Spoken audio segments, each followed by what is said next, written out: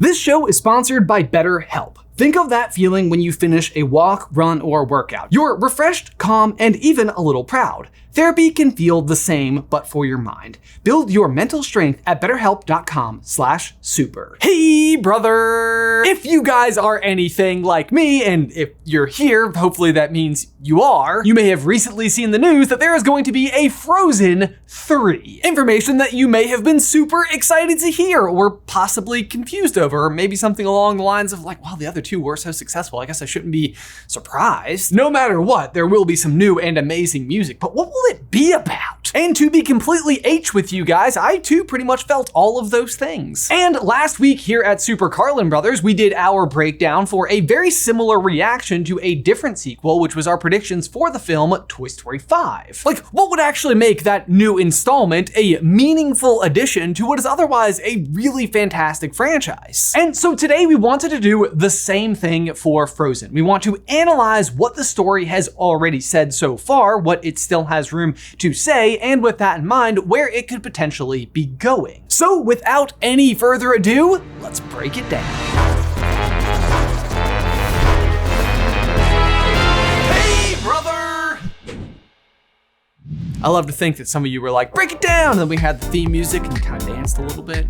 Cool. But anyway, guys, Frozen. I cannot believe that this movie came out all the way back in 2013 because it feels like forever and a half ago, and also somehow a full year and a half into the existence of this very channel. Shout out to those people who have been here since year one.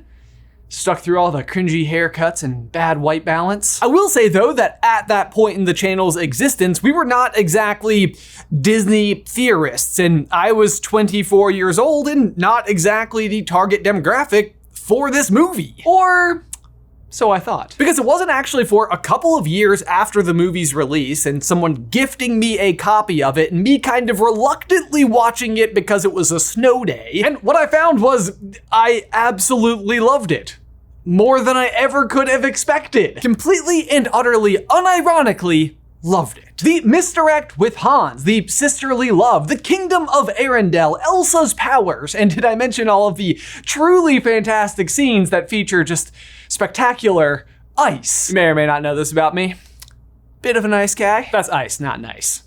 I don't know if I'm nice, but I do like ice. Also, fun fact, I just have to brag a little bit here because my 16-month-old daughter, Addison, could say like 10 words, and one of them happens to be ice. You want more ice? What is it? I have truly never been more proud in my entire life. Anyway, the point is that I never really suspected that I would like this movie at all, and in the end, I absolutely loved it. Which meant that when I discovered that Frozen 2 was going to be coming out in 2019 alongside Avengers Endgame, Star Wars, Rise of Skywalker, Toy Story 4, the live-action Lion King, Spider-Man, Far From Home. Heck, we can even throw the finale of Game of Thrones in there for good measure. Although for the record, I think we'd all prefer not to measure it. Came up short. Point is, at the beginning of the year, I think somehow I was still the most excited for Frozen 2. Those early previews, I think, were some of the best that I have seen in like recent animated feature releases. They were epic. Elsa's like at night on this dark, stormy beach, barefoot, running into the waves. There's a water horse and spirits, and it all just looked absolutely beautiful. And when I finally had the opportunity to see it, I actually think that they somehow surpassed the original with the music. I think it is actually better. That's not even a slight against the original. I just thought it was an unattainable feat. However, thematically, it's been 4 years, and I'm not going to lie, a very considerable amount of contemplation. I still don't know that I totally understand what it was trying to say. Like, as a film. And that feels like a really good place to pause for one hot or else absolutely freezing cold second. This is where I think that we really need to work ourselves up from the beginning, kind of get to know where we came from so that we know where we're headed, so to speak. There ain't no need to watch where I'm going. Just need to know where I've been. The original Frozen film, I think, works so well because it doesn't try too awfully hard to tell you anything terribly complicated. At the end of the day, the themes of the movie are fairly down to earth and incredibly relatable. You essentially have this young Elsa character who mysteriously has ice powers, and she has a spectacular friendship with her sister Anna. It's all sunshine and snowmen, until it isn't. Anna takes a blast from Elsa's powers, the rock trolls erase her memories, and Elsa begins a life of isolation. Nailed it. And along the way grows to fear her own abilities. And pretty much herself. And while not all of us have ice powers, accepting the truest version of ourselves is not always the easiest endeavor. And Elsa is repressing this version of herself for most of her life until one day it literally comes exploding out of her. And heck, she's not just repressing it, she's actually growing to believe that this unique ability of hers makes her a monster. Don't be the monster they fear you are! And really early on in the story, we can see that once she's alone on the mountain and isn't worried about harming anybody in the process, she can do some truly remarkable things with her powers, like building an ice castle out of nothing in a matter of seconds. I am forced to believe that the only books that were locked inside of that room with her were nothing but pure architecture. That's it. Maybe some geometry. In a lot of ways, this feels like her great big breakthrough moment. Like the cold never bothered her anyway and all the rest. But the truth here is that isolating yourself from literally every other person is not exactly finding your true self and being at peace with it. She has successfully decided that she's not going to let this power be anyone else's problem anymore. She's just done it at the cost of not being near anyone at all. Please don't shut me out again. Please don't slam the door. And so really it ends up being everything that happens after this, seemingly actually kind of becoming a danger to others, being taken prisoner and then forced to believe that you are in fact a monster, only to see that the people who love you would absolutely stand in the way of imminent danger to protect you anyway. And this is what it ends up taking for Elsa to truly come to love herself and embrace her powers and know that she can live harmoniously with everyone else. And this also feels like a great moment to remind you, viewer at home, that whether or not you have ice powers are super exactly as you are, and we're glad to have you here. But from there, I do think we can now move on to Frozen 2, where Elsa is having a similar identity dilemma, but on a potentially much larger scale. She has fully embraced her powers, which up until this point in time has fully consumed who she is as a person. But now that she's at peace with them, who is she? Oddly, for someone her age, it's not really a question she's ever really had to give a huge amount of contemplation to before, because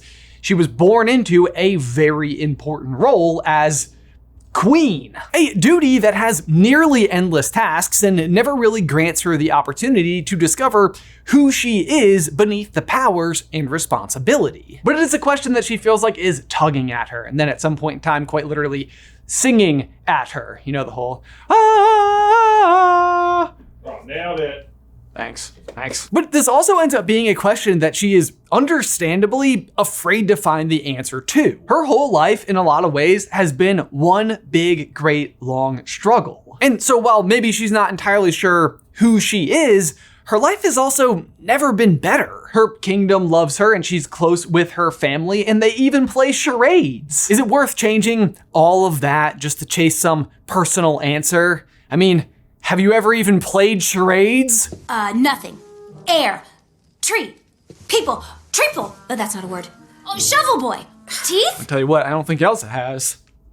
Maybe that's a problem. But it turns out the answer to that question is yes, because the person who is calling her is quite literally her, who, I guess, by the end of the film, she embraces again. But this time it's not just her powers, it's also like her place in the world. Not the one that she was born into, but the one she was born for. Her role as the fifth spirit. Or I guess technically her and Anna are both the fifth spirit? Well, actually, a bridge has two sides. Because yeah, a bridge has two sides, and there are 5 spirits one of which is water and another of which is ice. It's all basic math. You'll find it in the geometry textbooks. Either way though, Elsa is the fifth spirit, and so she steps down as Queen of Arendelle and Anna steps up. This will allow Elsa to go out and fulfill her true purpose, the fifth spirit.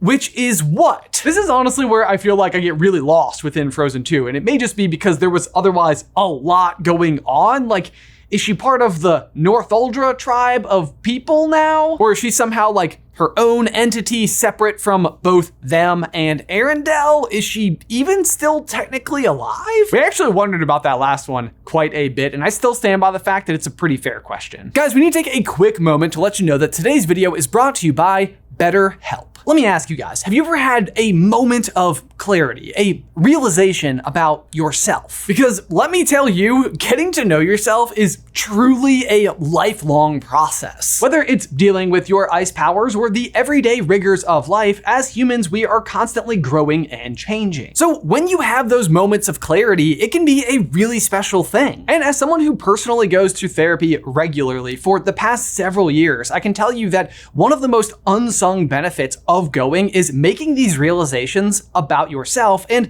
knowing how to look for them. And BetterHelp can help you do that exact same thing. They connect you with a licensed therapist that can take you on a journey of self-discovery. You guys may know that we are big proponents of therapy here at SuperCarlinBrothers, and so it's really difficult to pin down even what the most singular and important benefit you could receive is. But that self-discovery aspect to me is a really big and important one because it's something that can be pretty difficult to accomplish on your own. And having a professional who you can bounce ideas off of can help you understand yourself more clearly. If you're thinking about trying therapy, give BetterHelp a try. It is entirely online and very flexible according to your specific schedule. Discover your true potential with BetterHelp by heading to betterhelp.com/super to get 10% off your first month. That is BetterHelp, HELP.com/super to get 10% off your first month. Link is in the description down below. But that being said, this is where I feel like we're entering this next installment of this super franchise with all of the characters in kind of interesting spots. Anna is of course now recently engaged in Queen of Arendelle. Elsa doesn't really seem to even be a true resident of Arendelle anymore, but I also don't think like just the fact that her mother was of the Northuldra tribe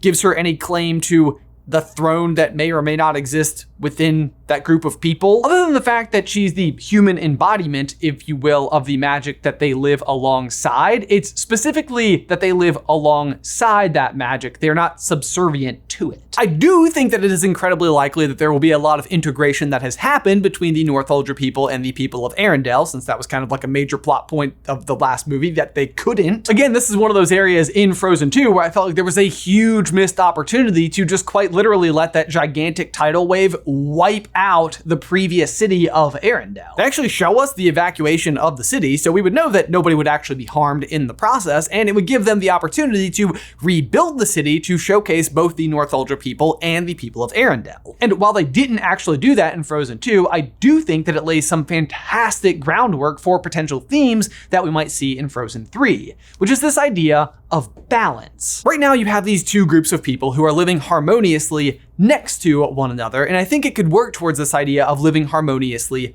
with each other. But as per interesting plot, that means we're probably going to need to generate some kind of conflict between the two. So my pitch for what that conflict will ultimately look like is a feud between Anna and Elsa, which I personally think is a very interesting setup because what you ultimately have is a good character versus a good character, which ultimately means that the conflict will be some type of ethical dilemma. Each sister is very simply looking after those things that they are responsible for and care for, and it will be when those two things collide that the problem occurs. So what is each sister looking out for? And with Anna, it's pretty obvious. She's looking after the kingdom of Arendelle and potentially her new family. Anna is absolutely bound to be a loving and compassionate leader who is doing her absolute best to provide the community everything it needs as it rapidly expands. I totally expect a sequence similar to like what we saw in Moana, where you can just tell she's a natural born leader. And we will start a new grove there. Thanks, Moana. She's doing great. She is thinking about what is best for her kingdom, her people, and her family. Elsa, on the other hand, I think is upholding a mantle of her own, which I do not think will be as the leader of the North Ultra people, but rather just looking after nature. Hard stop. I mean, at the end of the day, that's what those other 4 spirits represent, right? Like earth, wind, fire, water. That's nature. Her goal is to maintain balance, ensure the prosperity of everything from the forest to the fjords. So on the one end of things, you're going to have nature and magic, and on the other, you'll have civilization and what I'm predicting, technology. That's right, Arundel's getting an Apple store. No, maybe not quite iPads, but electricity. Let's start with electricity. I have a feeling this idea will be headed up by some type of lovable and endearing inventor, an aide to Anna, named something like Grimsby. I know it feels a little on the nose and I have absolutely no basis for it. Hans wasn't like a super obvious villain name or anything like that. Anyway though, Grimsby has been trying to find ways to make the kingdom of Arundel more efficient and might be on the edge of discovering electricity. It's an exciting prospect with so much potential to better the lives of the Arundelian people. Or it's even possible that he has already discovered electricity and the improvements to the castle and the people are vast. And here is where I think the dilemma will enter. They will look for some type of sustainable and reliable way to provide electricity to the entire kingdom. What kind of large, potentially water-powered generator of electricity would be capable of producing enough to fuel an entire city? Your grandfather, King Runard, built them a mighty dam to strengthen their waters. Oh, yeah. Damn it. And you might think that there's no way in the world that Anna would consider something like this, especially after everything she just saw in Frozen 2. Her grandfather built a dam for no reason at all. He claimed that it would strengthen the land, but those were only ever just shiny words. Anna would have a purpose. Her dam would do something that is genuinely useful. And oh, I can just see it already. Anna would be super hesitant. She can see all the potential positives, but of course has to talk to Elsa about it first. It goes something like this. If I can just channel my inner Olaf. Elsa, the dam will help everybody so much. Elsa flies off the handle. No way, Anna. Anna thinks she's being outright unreasonable. Big fight. Divide. Anna builds the dam. Grimsby pulls the lever. Electricity! Anna's right. Arundel is doing great. But then also, the North Ultra's not doing so great. Elsa was right. Elsa destroys the dam. But too late. Grimsby created an Iron Man suit. I feel like we lost it. Grimsby has ulterior motives. If you couldn't tell by the name Grimsby.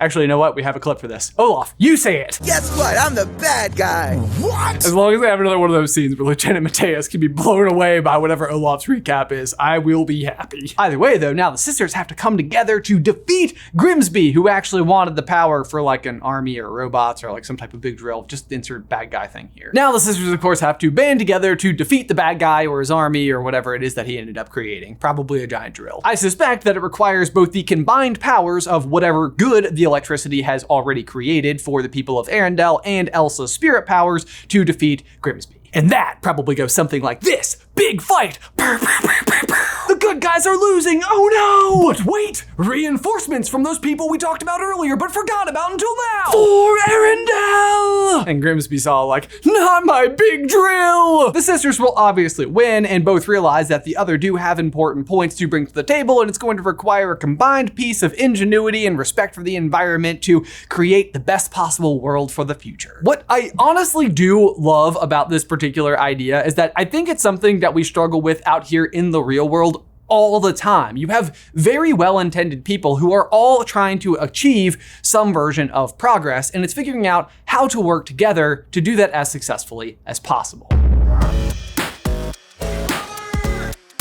And the other thing that I think makes this idea have even more potential is that there's a lot of history about the Sami people and the construction of dams that I think could inform the direction they would take the story. We've actually made an entire video about that exact story, so if you'd like to check it out, you can do so right over here. But otherwise, guys, thank you so much for tuning in. Be sure to like this video and subscribe to the channel if you haven't already. Otherwise, until next time, bye!